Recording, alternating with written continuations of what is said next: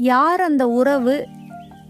அழுது புலம்ப 1000 சோகங்கள் வரிசை கட்டி நிற்கும் போதும், சரி விடு பார்த்துப்போம், கொஞ்ச நாள்ல எல்லாம் சரியாகிவிடும் என்று ஆறுதல் சொல்லி அழைத்து செல்ல ஒரு அன்பான உறவு இருந்தால் இந்த வாழ்க்கை இன்பமானதுதான். உடைந்ததை ஒட்டிவிட்டால் அது உடையவில்லை என்று ஆகிவிடுமா? அதுபோலதான் சிலர் கேட்கும் மன்னிப்பும். வாழ்க்கை கடினமல்ல, வாழ்வதும் கடினமல்ல, நம்மை சுற்றியுள்ளவர்களை சமாளிப்பதுதான் மிக மிக கடினம். சாட்சி இல்லை என்று தவறுகளை அடுக்காதீர்கள்.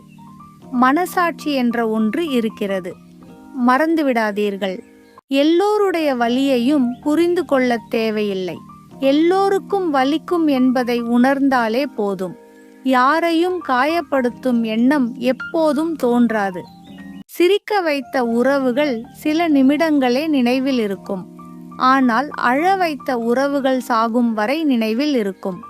நேரம் கிடைக்கும்போது பேசும் உறவுகளை விட நேரம் எடுத்து பேசும் உறவுகள் கிடைப்பதெல்லாம் வரம்தான். மீண்டும் அவன் வரும் வரை போர்த்திக் கொள்ள அவன் விட்டு சென்ற சட்டைகள் மட்டுமே துணை. நேரத்திற்கு தகுந்தால் போல் மாறும் குணம் கொண்ட உறவுகளோடு ஒட்டியிருப்பதை விட தன்னம்பிக்கையோடு தனியாக நின்று விடலாம். மாத கடைசியில் சட்டை பையை தொட்டு பார்த்தான். பையில் இருந்த 10 ரூபாயில் வாங்கிய தேநீர் மதிய பசியை தீர்த்தது. 2ஆம் குழந்தையை கையில் ஏந்தி தூங்க வைத்துக் கொண்டிருந்தவளின் அருகிலேயே படுத்து பாவம் போல் உறங்கியது முதல் குழந்தை. தப்பே செய்யாமல் ஒருவர் உன்னை தவறாக புரிந்து கொண்டால் அவர்களிடம் உன்னை பற்றி நியாயப்படுத்தாதே. ஏனென்றால் நீ கூறும் ஒவ்வொரு உண்மைக்கும் அவர்களே ஒரு கதையை உருவாக்குவார்கள். அளவோடு இருந்திருக்கலாம் என்பது அடிபட்டு மிதிபட்டு அவமானப்பட்ட பின்தான் புரிகிறது.